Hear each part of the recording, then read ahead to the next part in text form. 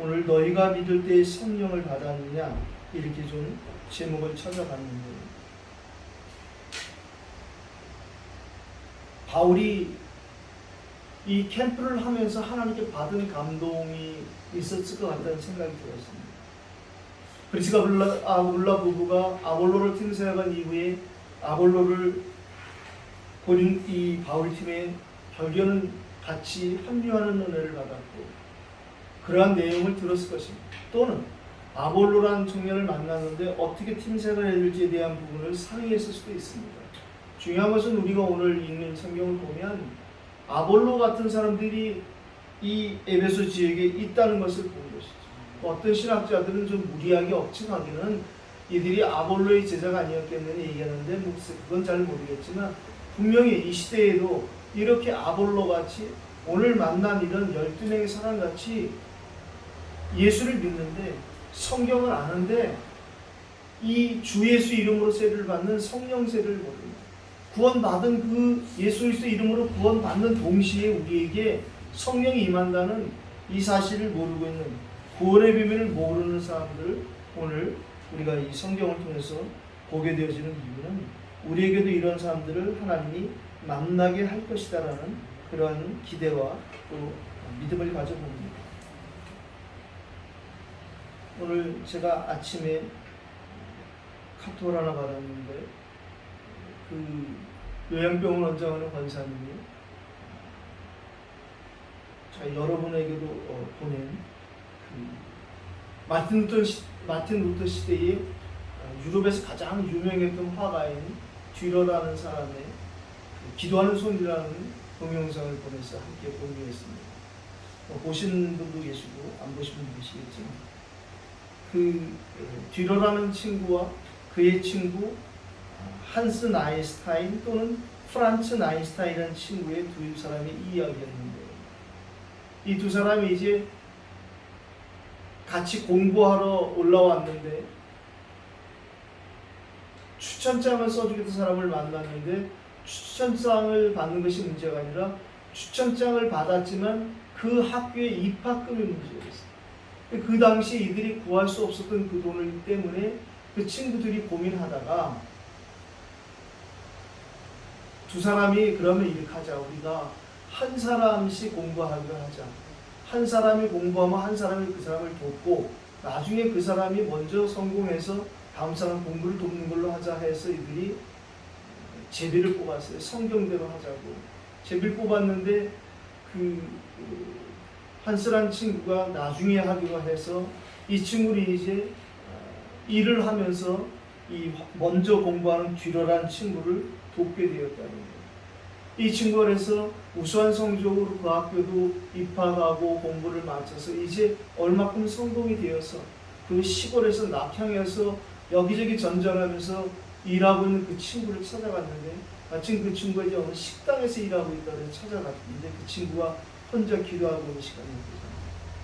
근데 그 친구의 기도를 우연히 들었답니다. 뭐 두 가지 설이 있어요.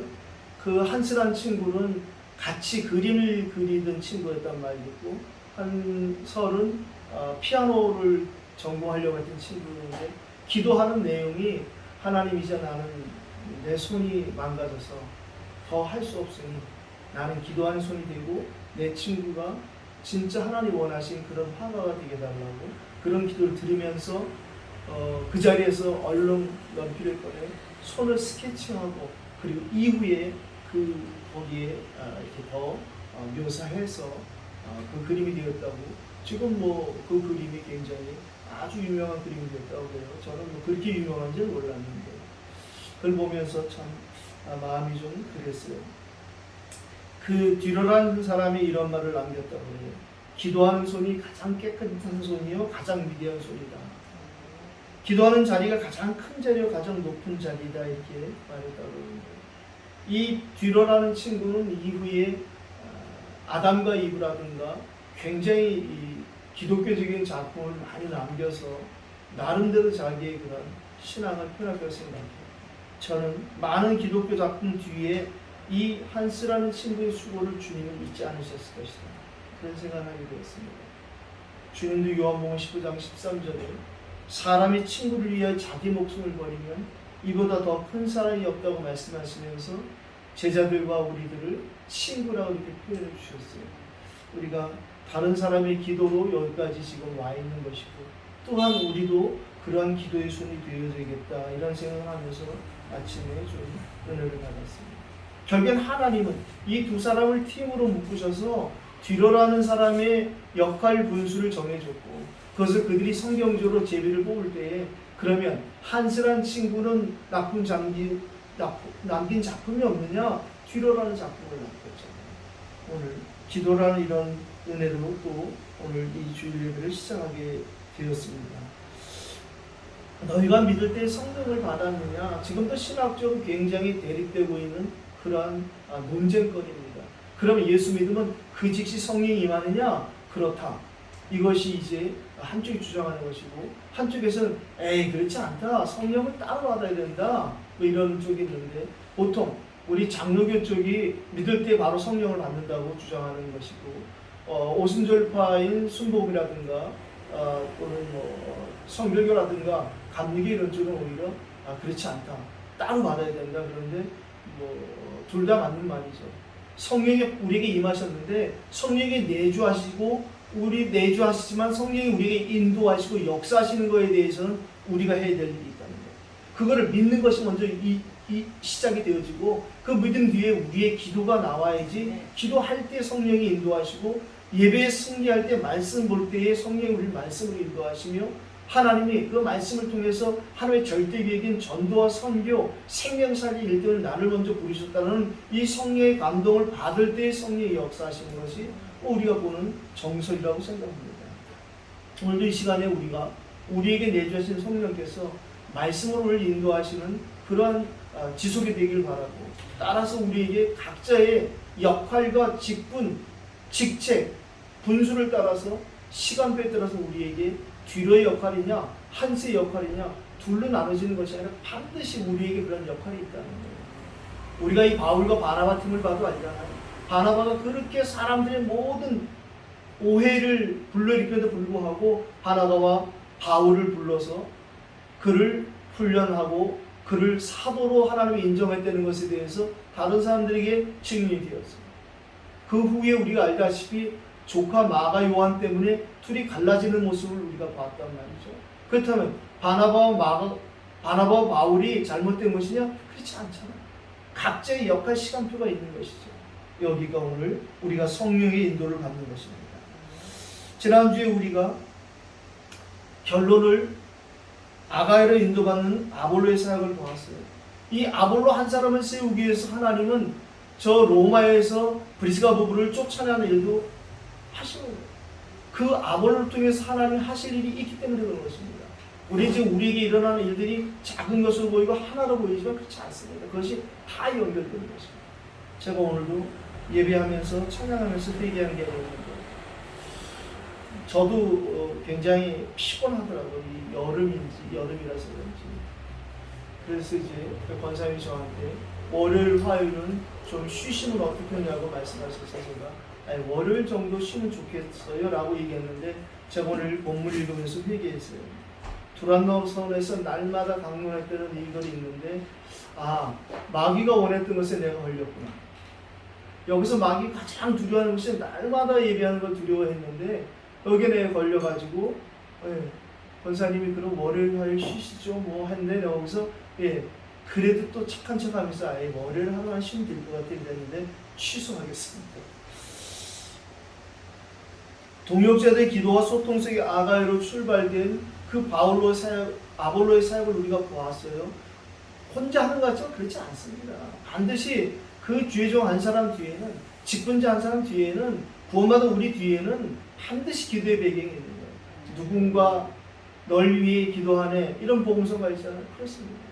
절 위해서도 누군가 기도했기 때문에 제가 회개했고, 누군가 저 위해 기도했기 때문에 제가 주의 종이 됐다는 생각은 피할 수 없습니다. 자신이 받은 그 은혜의 복음으로 많은 영적 유익을 주었다는 이 말은, 오늘 바울이 만난 것 같은 특별히 아볼로가 자기와 같은 사람, 우리도 그런 사람들을 만나게 돼 있어요. 꼭 나하고 비슷한 사람을 만나게 돼 있다니까요. 계속은 아니더라도, 다는 아니더라도 내가 겪었던 그 영적인 갈등과 영적인 고민에 해답을 얻었기 때문에 그런 사람 만나면 아주 쉽게 답을 줄 수 있어요. 특별하게 말 안 했는데도 그 사람의 마음을 확 여는 걸 제가 많이 봤어요. 어떤 때는 제가 간증한 것처럼 오해를 해서 나도 너 같았다 이 말에 그 사람이 크게 오해해서 마음을 열더라고요. 그래서 제가 얘기했잖아요. 나중에 그 친구가 말하길 목사님도 술집에서 근무하셨어요? 이렇게 내가 너 같았다 그러니까 술집에서 근무했던 자기처럼 저분도 술집 출신이구나 하고 오해를 한 거예요. 그래서 제가 속으로만 그랬어요. 물론 나도 룸사롱은 많이 다녔지만 거기 출신은 아니다. 그래서 오해를 했는데요. 우리에게 이렇게 아볼로가 자기가 겪었던 짧았던 길었던 영적인 혼란과 갈등의 이러한 경험들이 앞으로 그런 사람들 살리는 발판이 된다는 것입니다. 우리가 겪고 있는 지금 이런 모든 것들 겪었던 것들이 우리 사역의 방향이 되고 분명히 그것이 또 하나님 주시는 만남의 축복이 되고 증거가 될 것입니다. 그래서 아볼로가 이제는 성경에서 무엇을 말하는지를 알고 딴 말 안 하는 거예요. 그에게 그렇게 많이 성경을 알게 했던 성경에 해박한 자기를 성경이 70인역이 번역되었던 이 알렉산드리아에 살게 했던 이 모든 것이 예수는 그리스도라고 말하는 이것이구나 깨닫고 우리가 다른 것이 아니라 성경으로서 예수만 그리스도로 증언했다. 우리가 지난주에 본 그 결론을 오늘 서론으로 삼았습니다. 오늘 같은 본론은 이 에베소 캠프는 하나님이 하시는 것이다 해서 제가 본론의 소제목을 하나님의 에베소 캠프다.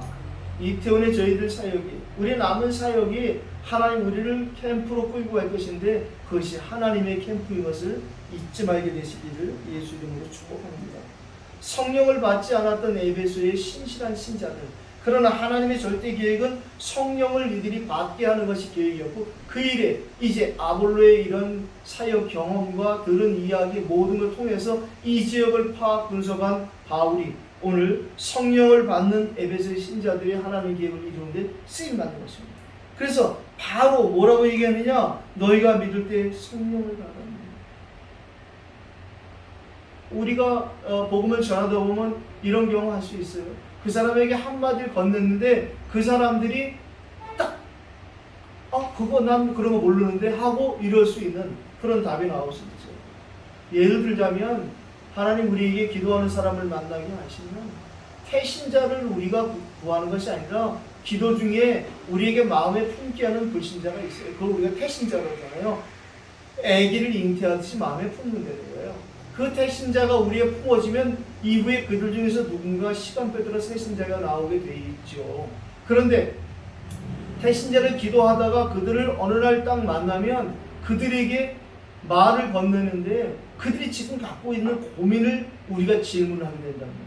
오늘 바울이 그래요. 너희가 믿을 때 성령을 받아. 그러니까 우리 식으로 얘기하자면 이 사람이 어떤 사람인지를 놓고 기도하다 보면 이 사람이 지금 무당이라는 얘기를 들었어요. 신내림을 받았다는 소리를 들었다면 그 사람을 놓고 태신자로 기도하다 보면 반드시 이 사람에게 자손 3세대 저주가 임한다는 그 부분을 가지고 얘기할 수 있을 거예요. 그래서 물어볼 수 있죠. 자녀들에게 틀림없이 문제가 옵니다. 지금 자녀들에게 문제가 와 있을걸요? 이것이 너희가 믿을 때 성령을 받았느냐? 그렇게 하는 거 똑같은 것으로 생각합니다. 우리가 진짜 기도한다면 하나님은 태신자를 품게 하실 것이고요. 그 사람들이 새신자로 되어지는 그 과정 속에 우리를 사용하실 텐데 그때 우리가 어떻게 쓰임받느냐? 그 사람이 지금 어떤 상태인 것을 우리가 알고 기도하는 거 아닙니까? 누구에 듣든 내가 아는 사람이든 그 다음에 그 사람의 영적 상태로 기도하다 보면 반드시 그 사람에게 어떻게 복음을 시작할지를 하나님 우리에게 깨닫게 하시고 오늘 바울이 너희가 믿을 때 성령을 받았느냐 그 말에 우리 성령이 있으면 듣지 못했다라는 이런 반드시 전도의 문을 하나님이 열어주실 것입니다. 이걸 알고 이걸 체험한 바울이 골로새 교회에 보낸 편지에 나를 위해 여러분들 기도해 주세요. 제목은 나에게 전도할 문을 열어달라고 기도해 주세요. 바울에게 어마어마한 그리스도의 비밀과 체험을 갖고 있었지만 전도할 문이 열리지 않으면 될 수 없다는 사실을 그가 체험한 것입니다. 저와 여러분에게도 전도할 문을 열어달라고 중보기도하는 응답이 시작되길 바랍니다. 오늘 첫 번째로 1절로 7절을 읽었습니다. 점검되어지는 지역의 영적 상태입니다. 그렇다면 이 지역에도 역시 아볼로 같은 이런 영적 상태인 사람들이 있겠구나라는 이것이 기도 중에 전도서 바울에게 확인되고 점검되는 것입니다. 오늘 이 제자들이라고 불려지는 이 사람들에게 오늘 이 에베소의 어떤 제자들이라고 칭함을 받는 신실한 자들이었을 것입니다. 근데 이들이 오늘 어떤 상태이냐? 복음의 비밀을 듣지 못했다는 거예요. 그 제가 서론에 말한 것처럼 아볼로와 같은 이런 사람들은 이때도 있었고 지금도 우리 곁에도 있을 것입니다. 다만 지금 우리에게 아직 못 만나게 하신 것은 그건 하나님의 시간표고 주권이기 때문에 그렇습니다. 우리가 그들을 놓고 누군지 몰라도 전도할 문을 놓고 기도하고, 그리고 하나님 내게 전도할 영혼을 붙여달라고 기도할 때 우리에게 태신자로 주시고 새신자로 주셔서 이런 응답을 주실 것이라고 확신합니다. 두 번째 3절 5절 읽었습니다. 요한의 세례와 주 예수의 세례, 다시 말하면 성령 세례를 말씀하시는 거예요. 마태복음 3장 11절도 말씀하셨고 요한복음 1장 27절도 말씀하셨어요. 이 세례 요한이 말했어요.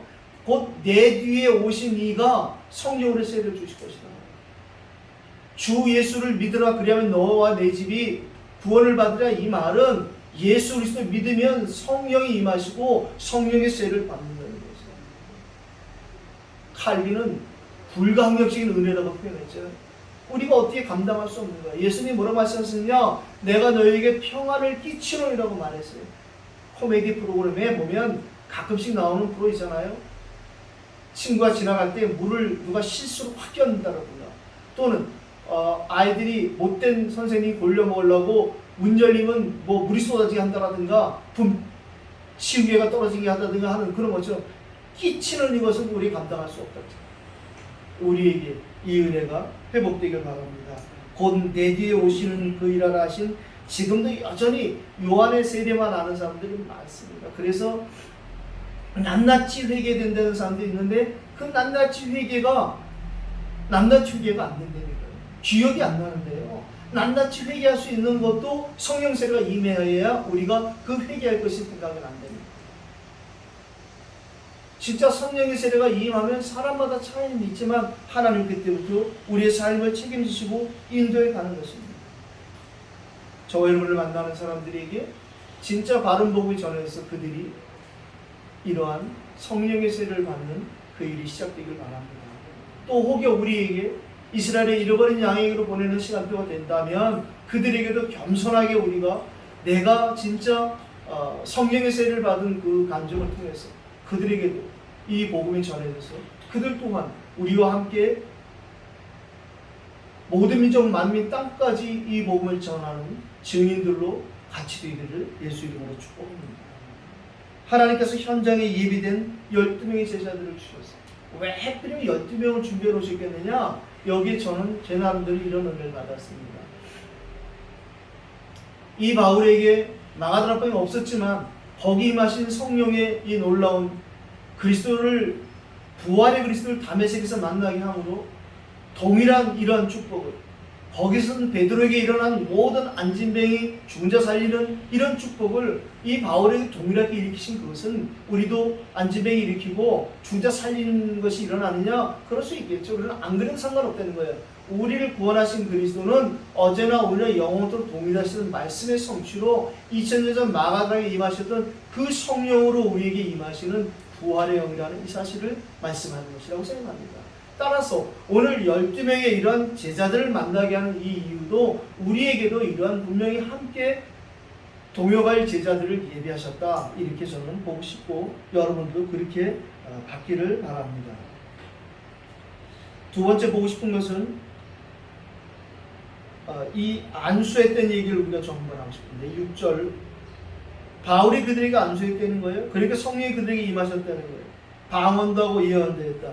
이걸 가지고 자꾸만 사람들이 주 예수 이름의 세례를 받는 여기에 포커스를 안 두니까 자꾸 방언을 해야 성령이 임했고 예언을 해야 성령이 임한다는데, 우리가 이제 고린도전서를 앞으로 또 다루게 될 것이고 또 성경을 읽게 될 것입니다.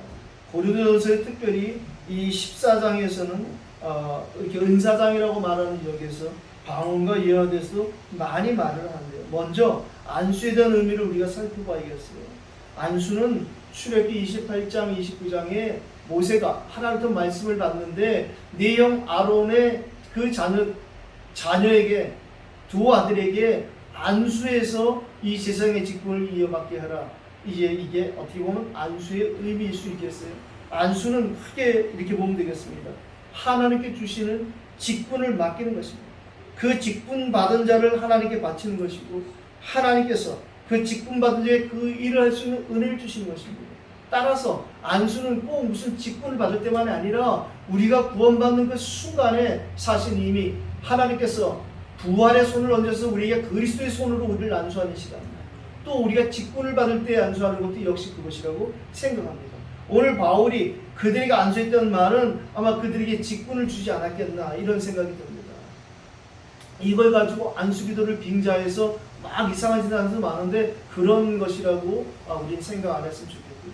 그렇게 하니까 그들에게 이들이 이제 우리가 진짜 예수 믿는 것이 어떤 것을 믿는 믿음 가운데 이들이 주의 종 앞에 무릎을 꿇은 것이고, 그때 하나님이 주의 종의 손을 빌어서 안수하는 그 순간에 성령이 그들의 머리부터 발끝까지 회복되어지는 이런 일이 생기니까 그들에게 어떤 사람은 방언도 하는 사람이 생기고 예언도 하는 사람이 생겼다는 거예요. 그 즉시 한 사람도 있겠지만 이후에 그들의 필요를 따라 방언은 자기 자신에게 하는 것이라고 성경은 말하고 있습니다. 방언은 자기에게 유익을 주는 것이고 예언은 교회에 유익을 주는 것이라고 성경은 말하고 있어요. 따라서 방언하는 사람은 혼자 있을 때 하라고 성경은 말하잖아요. 교회에서 크게 모였을 때 할 때는 반드시 통변하는 자가 있을 때 같이 하라고 말을 했고, 예언도 마찬가지로 다른 사람이 또한 예언을 한다면 먼저 하는 사람은 멈추라는 것입니다. 앞으로 우리가 다루게 될 부분이겠지만 중요한 것은 오늘 주 예수의 이름으로 세례를 받는 것이 훨씬 중요합니다. 그 다음에는 안수가 중요하고 성령의 그들에게 임하는 것이 중요한 것이고, 그 뒤엔 따라오는 것입니다. 성경은 말하잖아요. 여러 가지 은사가 있는데 그 중에 가장 큰 은사, 사랑의 은사, 그를 삼아로 우리에게 말하는 거예요. 다시 말하면 사랑이 없으면 울리는 꽹과리 같다는 거예요. 방언하고 예언하고 별거 다 하는데 진짜 이 그리스도의 사랑이 없다면 그것은 결국엔 자기 자랑이 되고 아무 의미가 없다는 것이죠. 이런 제자들을 오늘 12사람쯤 세우는 하나님의 은혜를 우리가 보았습니다. 두 번째 보고 싶은 것은 바울팀에게 맡기신 에베소 캠프입니다. 하나님이 하신 에베소 캠프를 준비된 바울팀에게 오늘 맡기시는 것을 우리가 읽게 되었어요. 오늘 8절 보니까 바울이 이제 알았어요. 여기서도 회당에 들어가야겠구나.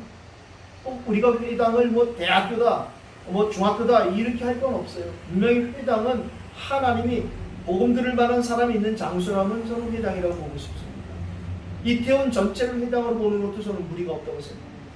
오늘 이 회당 캠프를 통해서 다른 것이 아니라 석 달 동안 담대히 다른 것 말하지 않고 하나님 나라에 관하여 강론하고 법문했거든요. 이 하나님 나라가 우리가 아는 것처럼 예수 그리스도께서 또 세례 요한도 첫 메시지가 일성이 뭐냐? 회개하라, 천국이 가까웠습니다. 죽어서 가는 천국이냐 지옥이냐 이전에 이 땅에 살면서 한 번밖에 없는 인생에 천국 지옥의 판가름 나는 여기에 우리를 하나님 쓰시는 영적인 도구로 쓰신다는 것은 너무나 감사한 일입니다. 여러 가지 틀린 이론을 가지고 지금 저 바리새인들처럼 딱 가로막고 천국 가는 사람들 딱 가로막고 율법 종교로 막고 있는 이 시대에 우리에게 하나님이 이 천국 복음을 맡기셨다는 것. 그래서 마태복음 24장 14절에 예수님이 친히 말씀하시기를 이 천국 복음이 모든 민족에 증거되기 위하여 온 세상에 전파되리니 그제 끝이 오리라 하신 이 중요한 응답이 저희에게 지금 성취되고 있는 것입니다. 요한 칼빈은 하나님 나라에 대해서 이렇게 정리해 주었는데요. 우리를 하나님의 자녀로 삼으시는 사죄 운동을 통해서 일어나는 것입니다.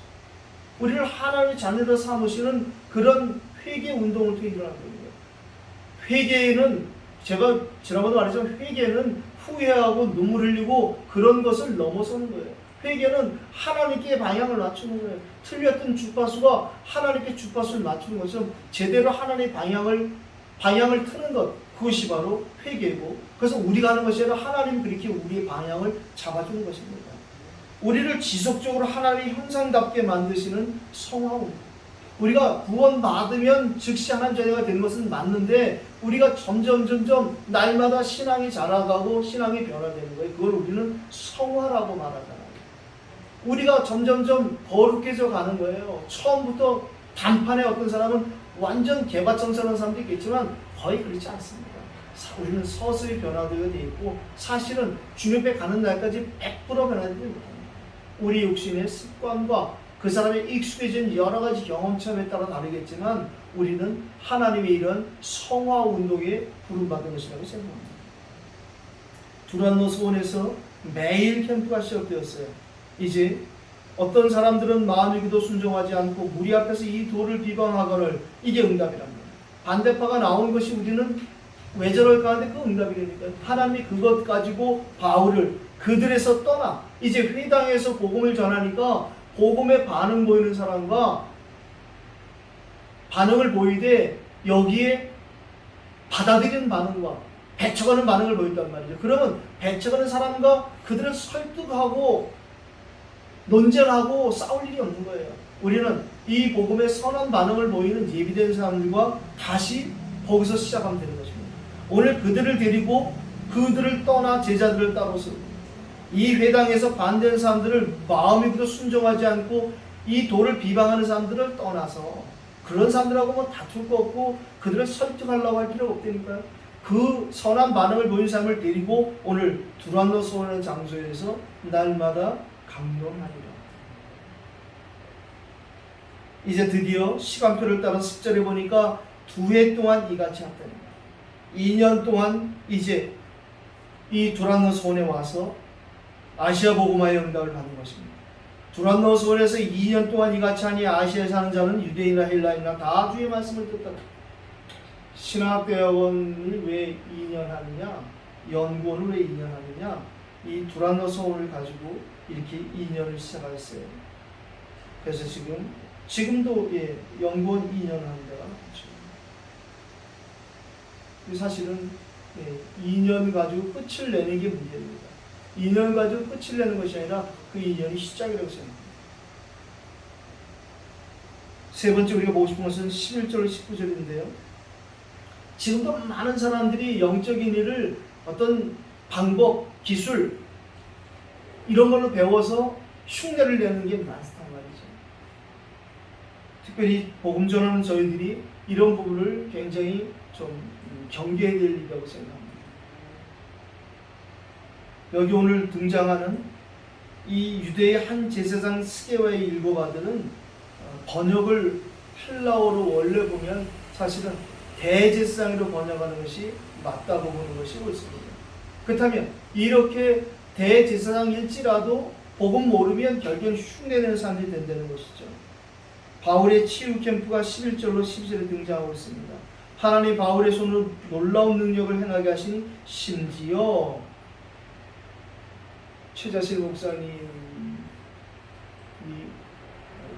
일본으로 선교할 때 일화를 제가 기억합니다. 이번에 이 김포공항에 도착을 해서 이제 탑승 수속을 밟고 있는데 막 허겁지겁 아주 가까운 사람들이 찾아온 거예요. 이 최자실 목사님이 일본말 스케줄을 모르고 최자실 목사님을 불러다가 꼭 안수받게 하고 싶은 사람이 있었던 거예요.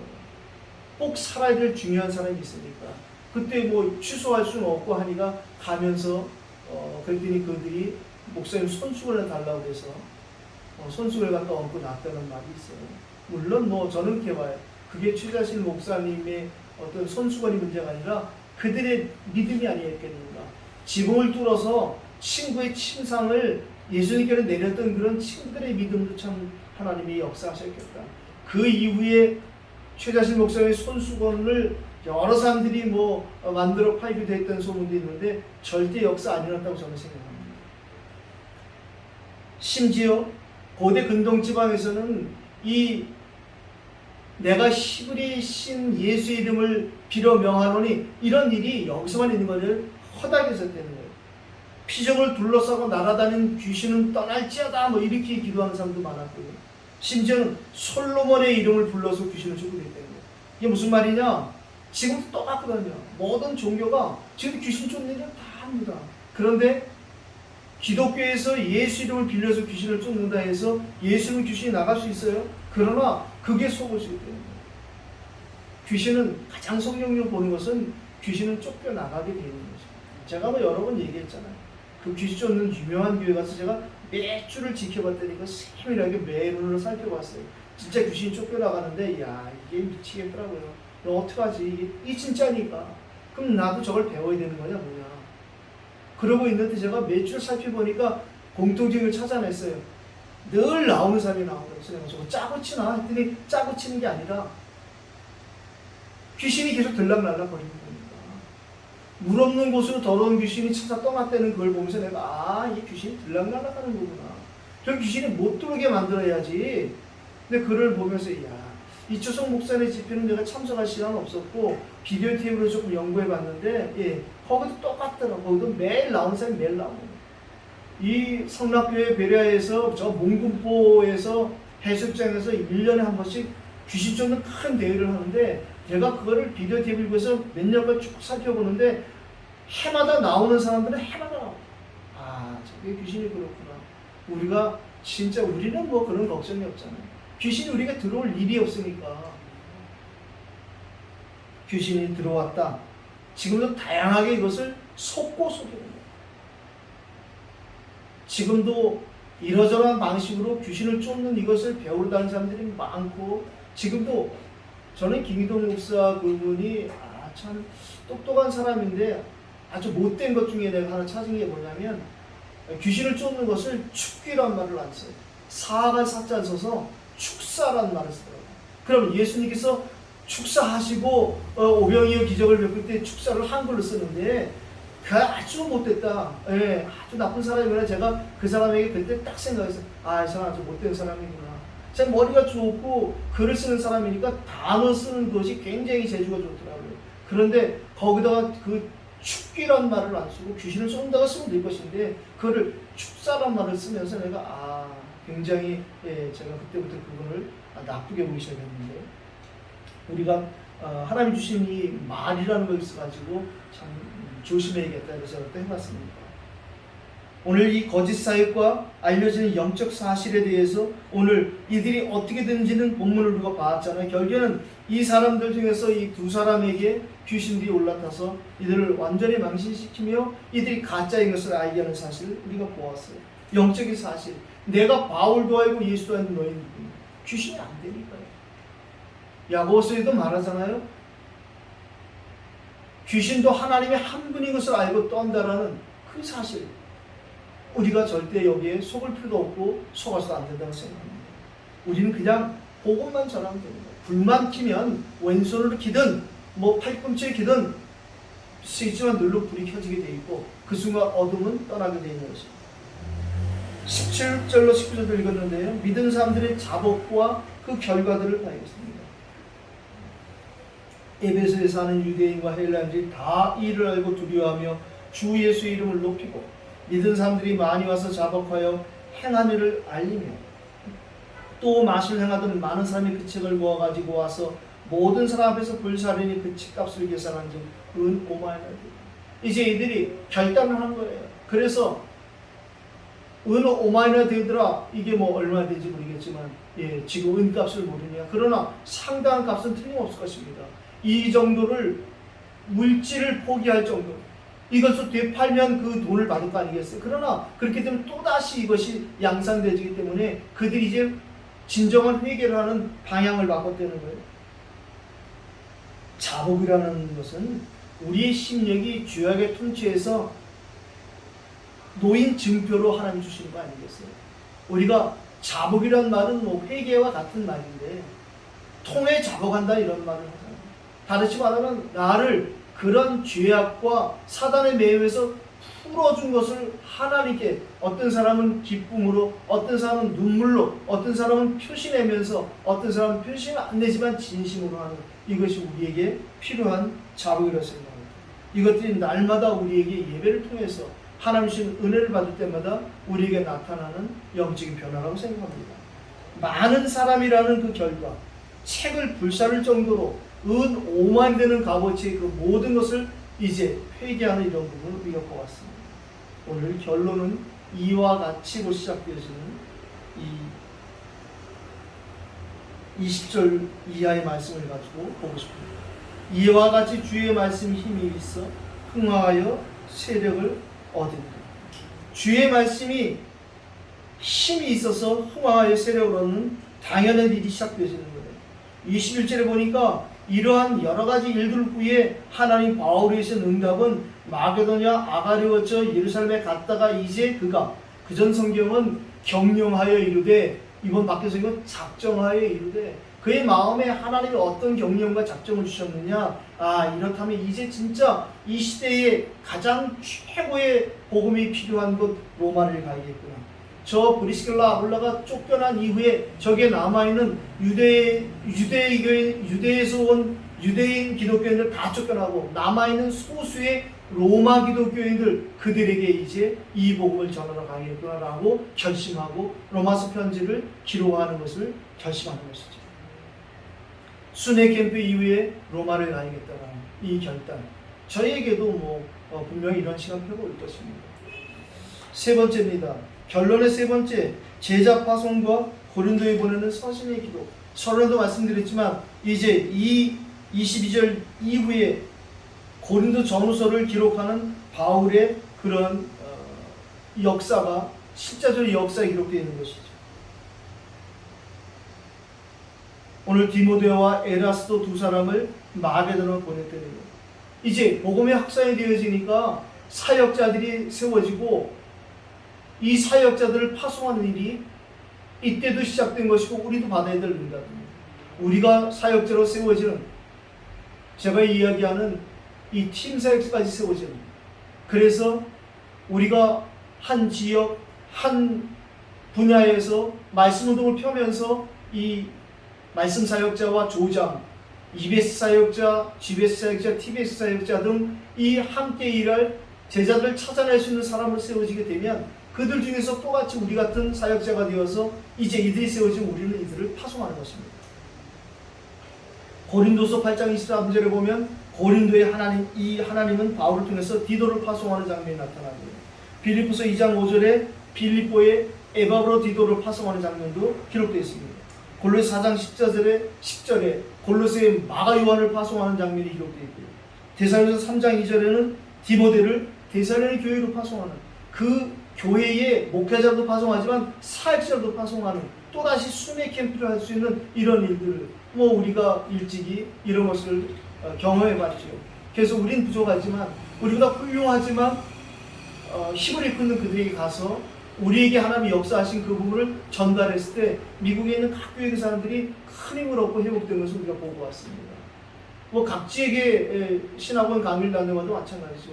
보통 그분들이 그 중국에서도 신학원을 하는 분들이 다 하나님께 복음의 생명을 걸고 있는 분들인데, 다만 그들은 중국에 있다는 이유로 우리처럼 이 훈련의 영성이 계속 지속되는 흐름을 놓치고 있다가 저희들이 가면 거기서 그 강의를 그 교인들과 같이 똑같이 앉아서 강의를 드리면서 그 은혜 받는 것을 보면 너무 감사하고요.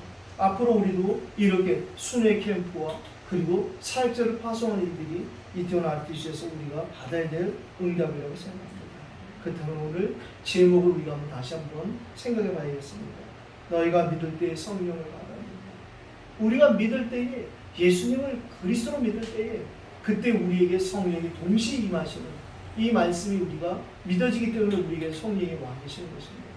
이 성령이 우리를 어떻게 인도하실 것이냐, 우리가 어떻게 역사하실 것이냐는 우리가 은혜를 받는 사람이냐 아니면 은혜를 저버리는 사람이냐, 여기에 따라 극명히 달라지겠죠. 오늘 이후에 저와 여러분이 받은 성령을 가지고 인도받으며 역사하실 때에 우리가 기꺼이 쓰임받는 그런 저와 여러분이 다 되기를 예수 그리스도 이름으로 축복합니다. 말씀 붙잡고 한번 우리 같이 기도하겠습니다. 오늘도 주신 이 말씀이 내게 사실적으로 성취되게 하여 주시옵소서. 내 가는 걸음걸음에 이러한 제자들을 찾고 만나게 해 주시옵소서. 같이 기도하십시다. 살아계신 하나님 아버지 감사합니다. 오늘도 하나님께서 우리에게 축복하신 이 모든 일들을 감사합니다.